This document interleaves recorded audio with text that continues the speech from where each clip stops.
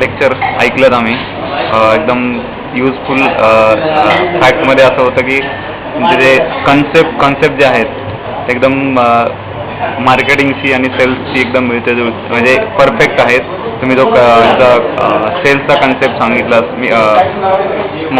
Simple cells आणि complex cells हा खरंच अंडरस्टँड झाल्यामुळं एकदम अनालिसिस करायला खूप इझी जातं, जेणेकरून आपल्याला डिसिजन घेता येतो.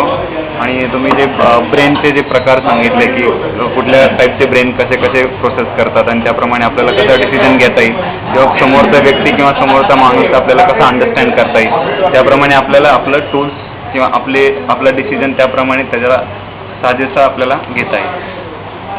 हे एकदमच आमच्या बिझनेससाठी आम्हाला ग्रोथ होईल.